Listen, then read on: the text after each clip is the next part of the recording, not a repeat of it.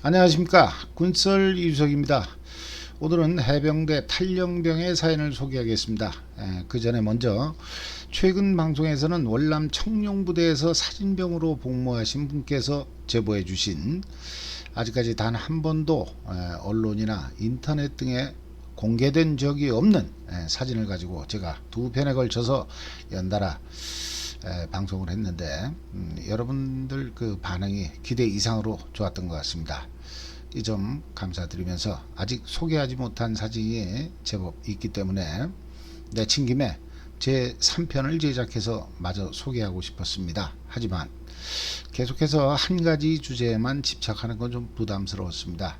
그동안 오랫동안 제 방송을 보신 분들은 잘 아시다시피 저는 시간적으로는 50년대부터 90년대까지 또 지역적으로도 백령도부터 포항까지 미리 방송 주기를 정해 놓은 건 아닙니다만 그래도 나름 다양한 내용을 소개하기 위해 신경 쓰고 있습니다.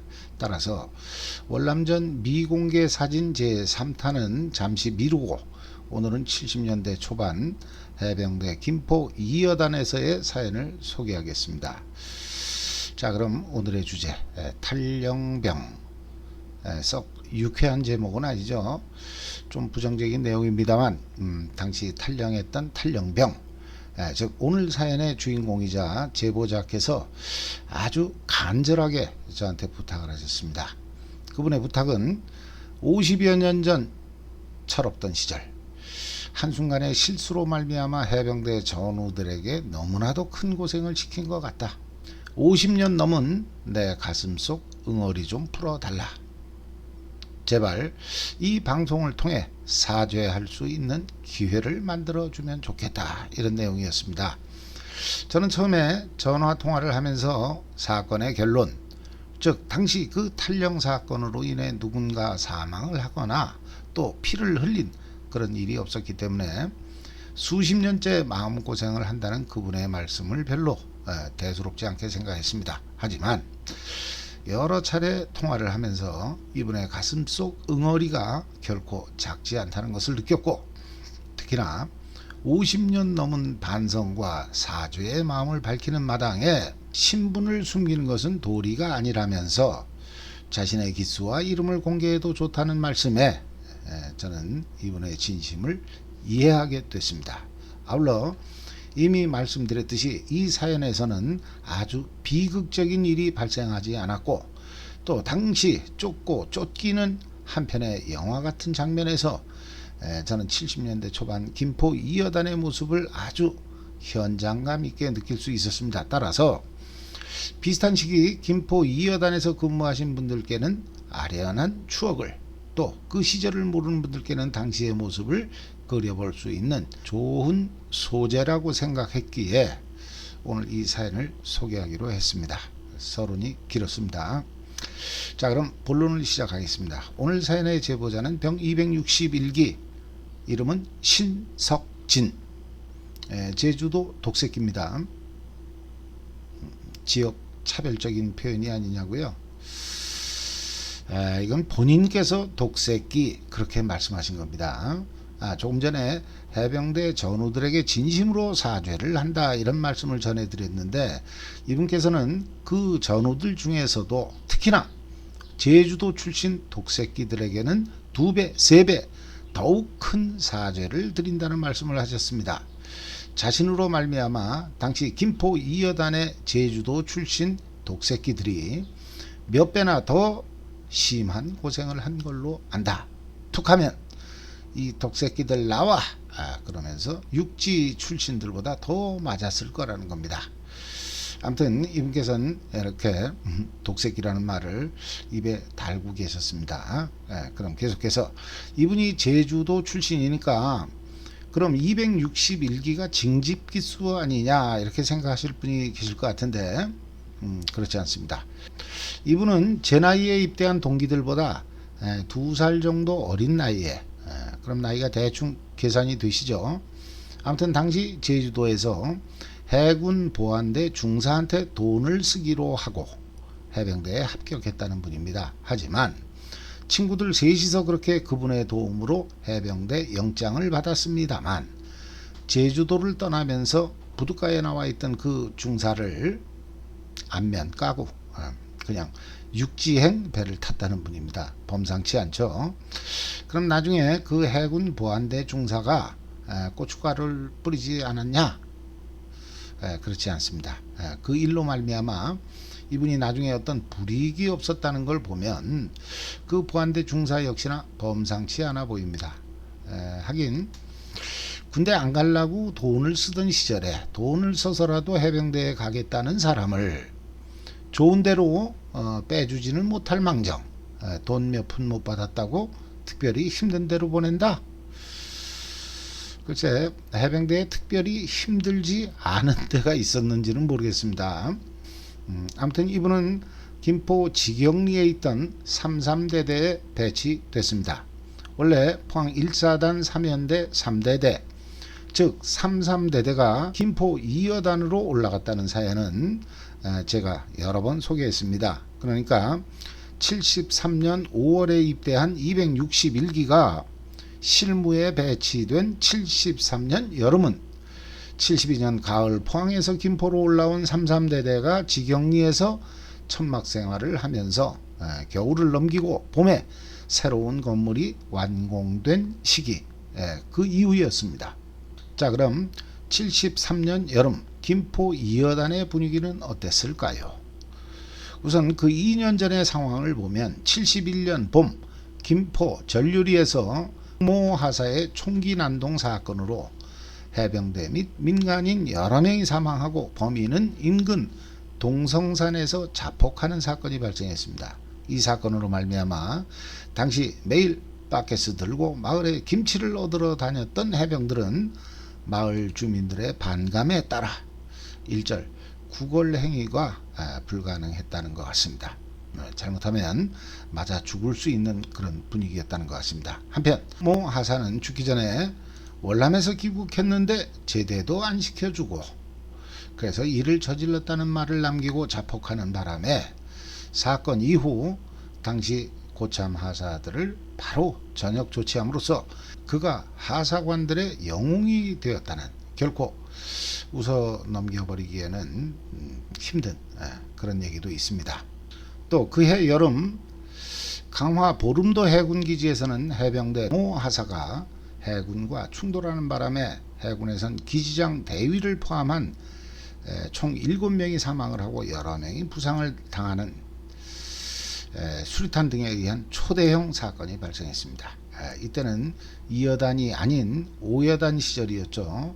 그리고 72년 3월 월남에서 청룡부대 즉 2여단이 개선 귀국함에 따라 월남전 기간 김포 강화지역을 방어하던 5여단은 해체되고 김포 강화지역에는 해병대 2여단 시대가 시작됐습니다. 72년 3월입니다. 한편 73년에는 우선 그해 봄에 오늘 주제와 동일한 무장탈영병이 발생하고 김포 고천에 김포공항이 내려다 보이는 지점 천둥고개에서 그 탈영병이 사살되는 사건이 발생했습니다. 또한 그해 10월 1일에는 여의도 국군의 날 행사 당일 행사장에서 해병대와 공수부대 간의 충돌로 공수부대 장교 한 명이 사망하는 사건이 발생했습니다. 그리고 열흘 후인 10월 10일 해병대 사령부가 해체되고 해병대는 해군에 통합되었습니다. 공수부대와의 충돌과 해병대 사령부의 해체는 전혀 관련이 없습니다. 해병대 사령부 해체는 이미 몇 달 전에 결정된 사항이었습니다. 아무튼 261기가 실무에 배치된 73년 여름은 68년에 발생한 김신조 사건으로 말미암아 의무 복무 기간이 36개월로 대폭 늘어난 상황에서 72년 월남에서 철수한 일명 귀국자들이 적지 않게 각 부대의 산적 같은 모습으로 남아있던 상황이기도 했습니다.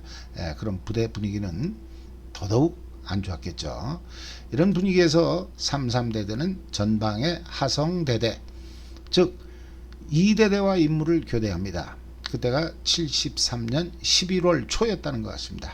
그럼 73년 여름에 실무에 올라온 261기는 그 밑으로 대여섯 개 기수가 있어야 정상입니다. 하지만 해병대 사령부 해체 3개월 전인 73년 7월 해병대는 263기를 마지막으로 매월 1개 기수씩 모집하던 방식을 잠시 중단합니다.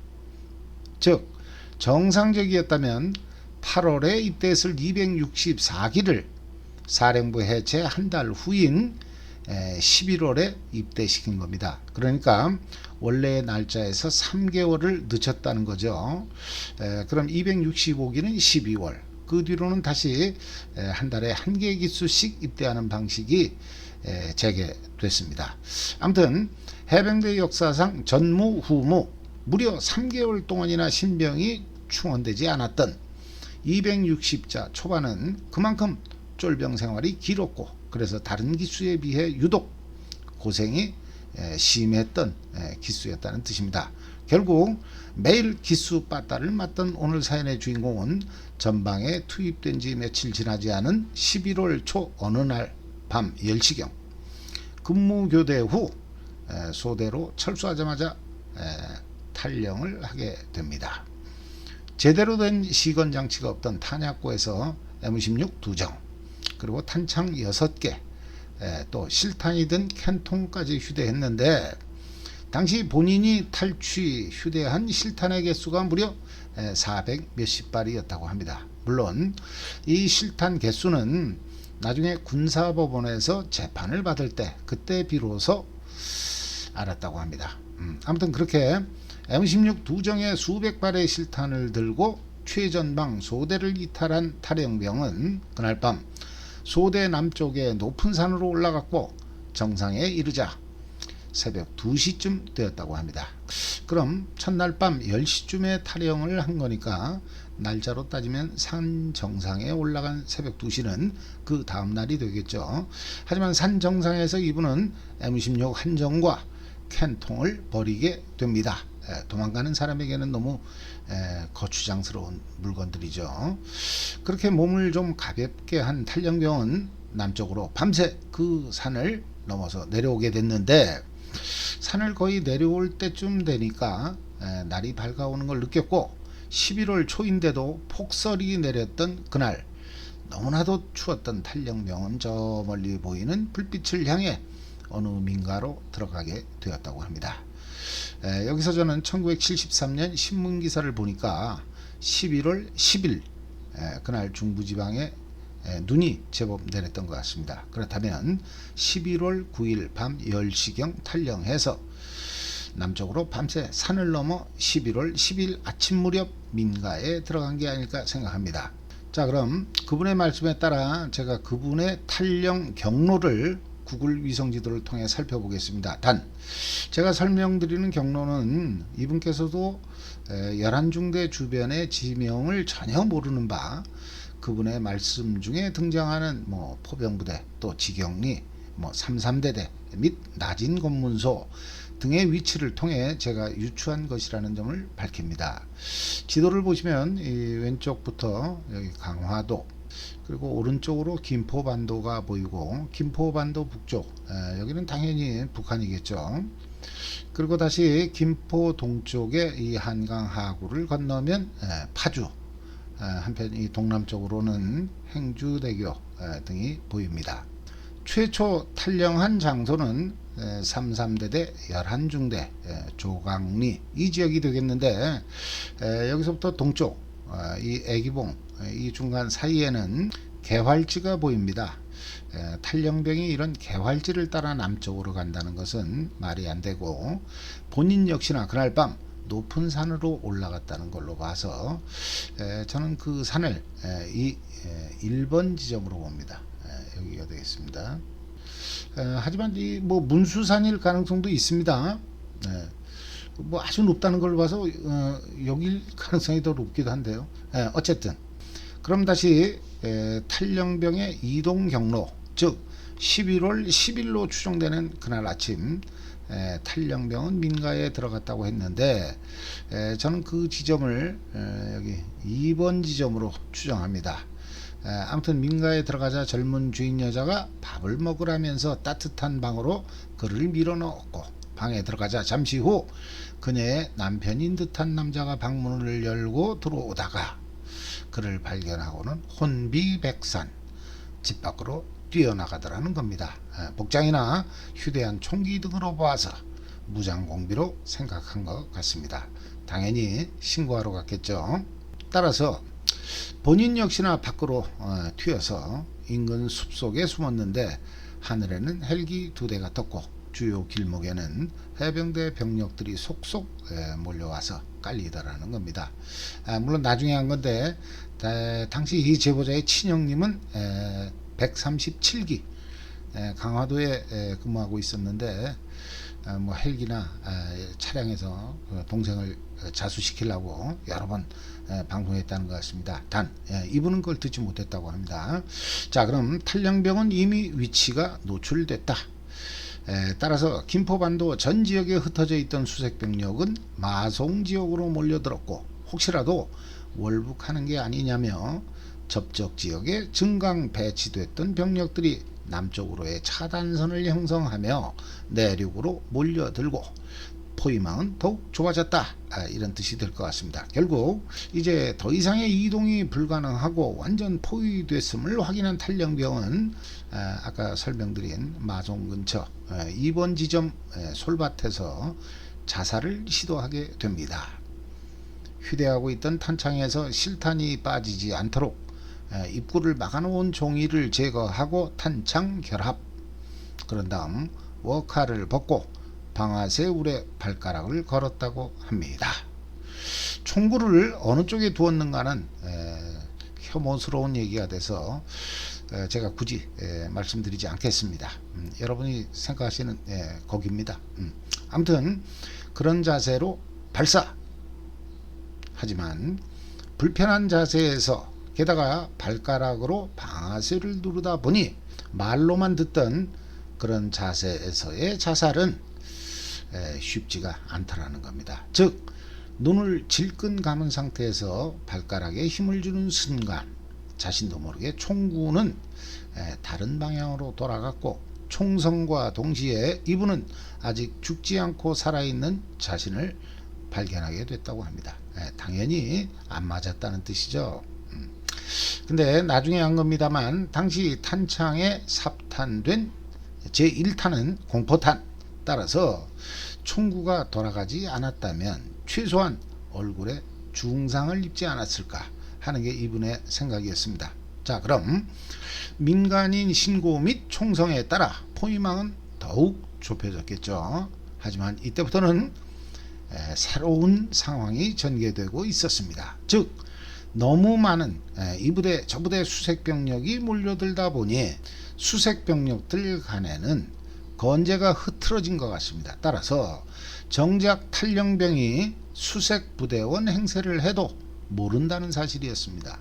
경찰이 범인을 잡으러 왔는데 범인이 경찰 행세를 한 격이죠. 특히나 해병 파카를 입은 상태에선 대낮임에도 불구하고 명찰이고 뭐고 보이지 않으니까 탈영병의 얼굴을 알지 못하면 그를 수색하는 우리 부대 동료로 알 수밖에 없는 그런 상황이었다는 겁니다. 아무튼 내가 탈영병 신석진이다 라고 말하지 않는 이상 병력 속에 섞여 있던 자신을 누구도 신경 쓰지 않았다고 합니다. 심지어 상황이 얼마나 급했는지 차량에 올라탈 때 역시나 인원 파악조차 하지 않은 관계로 자신의 신분은 노출되지 않았다고 합니다. 그러고 보면 포항 1사단처럼 평상시 중대 총원이 1년 365일 한 건물에서 생활하는 그런 방식이었다면, 비록 그가 해병 파카를 입고 있었다고 해도 대낮에 모르는 인원이 우리 차량에 탔다, 있을 수 없는 일이라고 봅니다.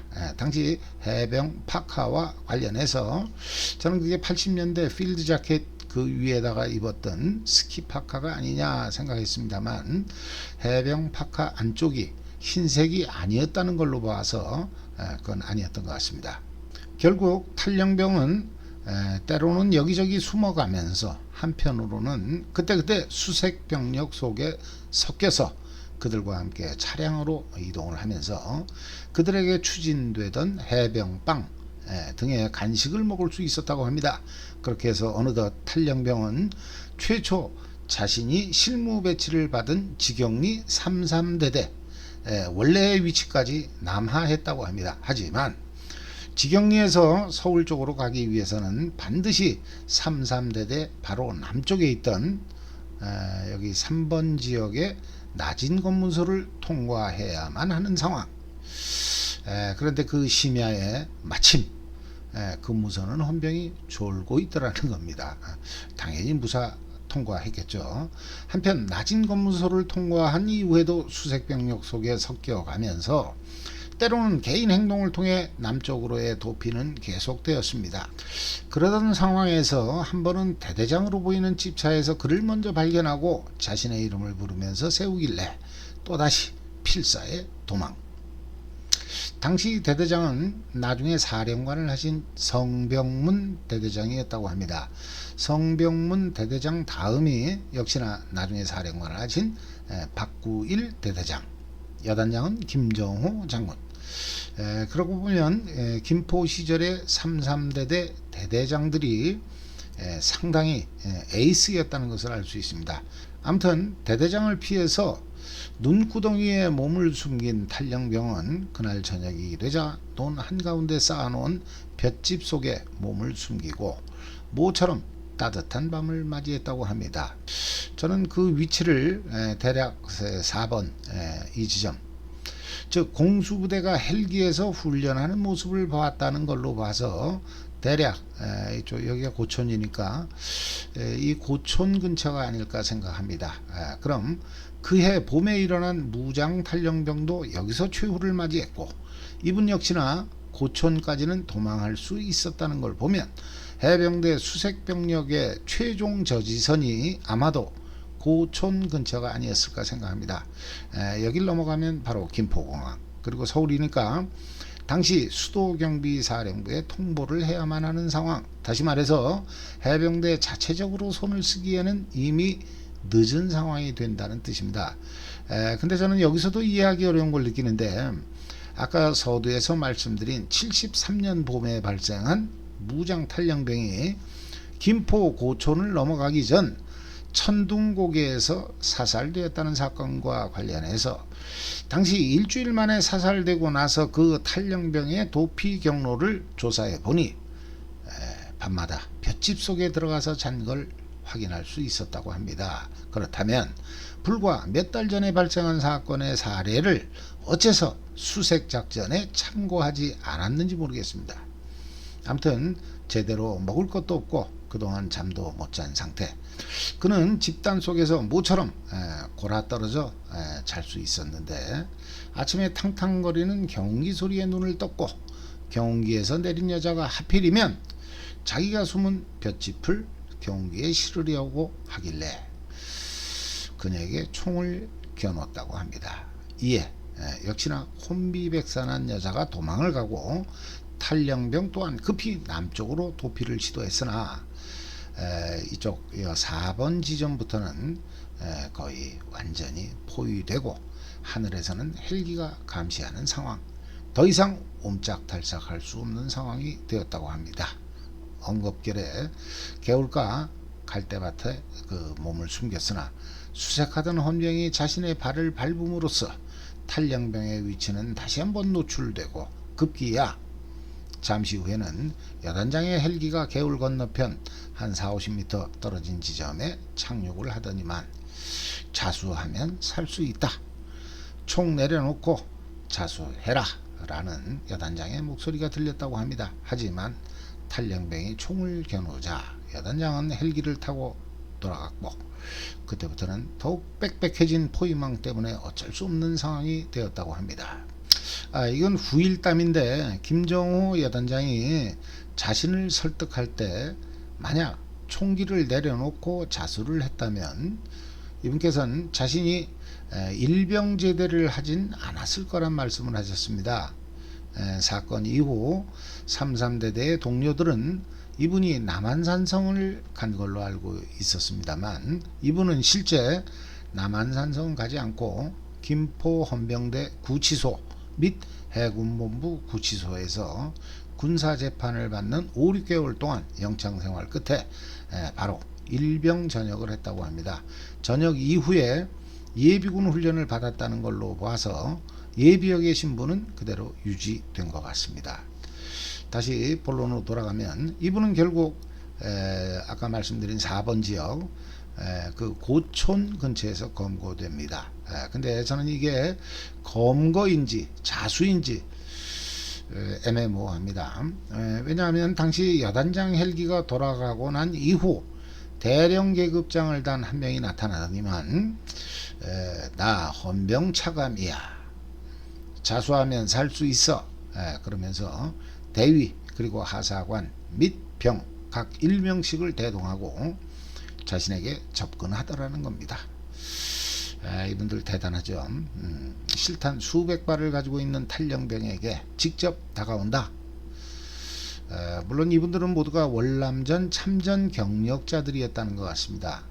아무튼 이때는 자신도 거의 체념한 상태, 결국 그는 그들에게 총을 겨누지 못했다고 합니다. 사실 나중에 한 건데 탈영병이 사격 자세를 취하면 사살하라는 명령까지 이미 내려왔다는 것 같습니다. 아무튼 탈영병이 총을 겨누지 않고 체포조의 지시에 순순히 따랐다. 그럼 이걸 자수로 봐야 되는 건지 저는 잘 모르겠습니다. 혹시나 남한산성까지 가지 않은 이유가 바로 이것 때문이 아닌가 하는 생각도 해봅니다. 한편 검거 이후 헌병대장이 이분한테 들려준 여단 작전 참모의 얘기는 그 헌병 차감이라는 분은 이분 때문에 이게 뭐 좀 농담 같습니다만 상당히 좀 가오가 좀 살았을 것 같아요. 그 장군들이 보면 대단하지 않습니까? 나 헌병 차감이야. 그러니까 헌병대 차원에서 이 사람을 그렇게 고롭히지는 않았을 것 같습니다. 아무튼 검거 이후 헌병대장이 이분한테 들려준 여단 작전 참모의 얘기는 피하 식별이 안 돼서 검거에 애로사항이 많았다. 앞으로는 이 점을 특별히 신경 써야겠다. 이번에 좋은 거 하나를 배웠다라는 거였다고 합니다. 한편 이분은 군사재판을 받는 동안 김포 2여단 헌병대 구치소를 거쳐 대부분 대방동 해군본부 구치소에서 5, 6개월가량 수감 생활을 했는데 검거되고 나서 첫날 헌병 차감 그분의 덕분인지 이분은 영창에 수감되지 않고 헌병들과 같이 내무실에서 잠을 잤다고 합니다. 최초 이분을 조사하는 헌병대 수사관 역시나 별도로 밥을 먹여가면서 아주 호의적으로 대해주더라는 겁니다. 잠 못 자고 피곤하니까 오늘은 푹 쉬고 내일부터 조사받자 그랬다는 겁니다. 하지만 그 다음날 조선시대 감옥 같은 당시 김포 영창은 쇠로 된 이 창살이 아니라 진짜 조선시대 감옥처럼 그 굵은 나무로 된 창살이었다고 합니다. 어떻게 1970년대까지 그 조선시대 게 남아 있었는지 모르겠습니다. 아무튼 그 다음 날부터 이분은 헌병들에게 온갖 구타를 당해야만 했는데 뭐 이렇게 손 내놓으라고 그러면 몽둥이로 이렇게 손톱만 찍었대요. 그 이유가 무엇일까요? 간부들은 아주 호의적인데 말단 헌병들이 그를 괴롭혔다. 이상할 것 전혀 없습니다. 그 이유는 바로 이분이 낮은 검문소를 통과하게 된 과정을 조사 과정에서 설명하면서 당시 헌병이 졸고 있었다 라고 답변을 했기 때문이라고 합니다. 그 일로 말미암아 당시 그 헌병들이 무진장 고생을 했기 때문이라는 겁니다. 이 쉐키 잡히기만 해봐라 가만 안 둔다 이거 뭐 그랬겠죠. 이분의 탈영과 관련한 사연은 이상입니다. 저는 이분의 사연을 들으면서 탈영 동기가 몹시나 궁금했습니다. 혹시나 한강 하구를 건너서 월북하려고 한 건 아니냐, 또 남쪽으로 내려간 걸로 봐서 그건 아닌 것 같은데, 그렇다면 무장한 채로 무슨 다른 의도를 가지고 서울에 진입하려고 한 게 아니냐 여쭤보지 않을 수 없었습니다. 제 경험상 무장 탈영병의 경우에는 무슨 복수심에 불타서 내가 그를 죽이고 나도 죽겠다, 이런 경우가 조금 있었던 것 같기 때문입니다. 하지만 이분의 대답은 나도 잘 모르겠다, 그냥 부대에 남아있으면 죽을 것 같더라, 도대체 내가 그때 왜 그랬는지 모르겠다는 말씀이셨습니다. 저는 이 부분에서 이분의 당시 나이 18살 그 점을 생각하지 않을 수 없었습니다. 진짜 어린 나이죠. 참 많은 걸 생각하게 합니다. 아마도 이 점 역시나 이분이 남한산성에 가지 않은 이유 중에 하나가 아닐까 생각합니다.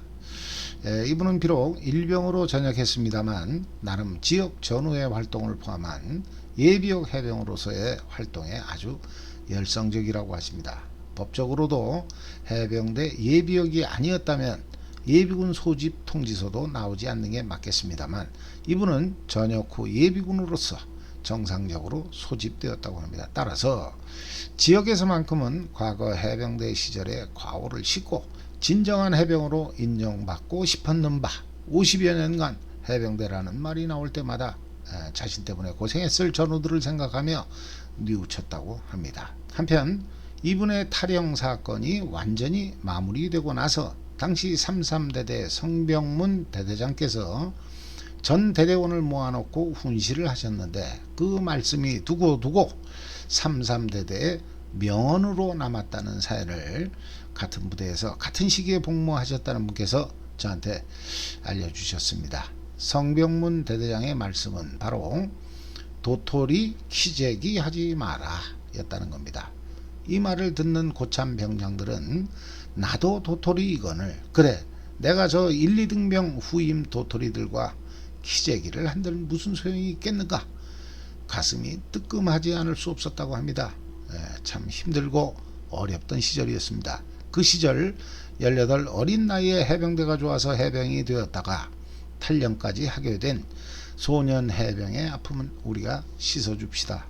그 사건으로 인해 본인께서는 동료들이 많은 고생을 했다고 말씀하시지만 제가 조사해 본 바에 따르면 어떤 처벌을 받은 분은 없는 것 같습니다.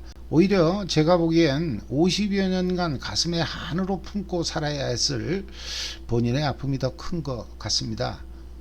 이제 속 시원하게 털어놓으셨으니까 마음 편히 가지셔도 될 것 같습니다. 마지막으로 사연을 제보해 주신 분께 진심으로 감사를 드리면서 선배님의 건성을 빌겠습니다. 이상으로 방송을 마치겠습니다. 감사합니다.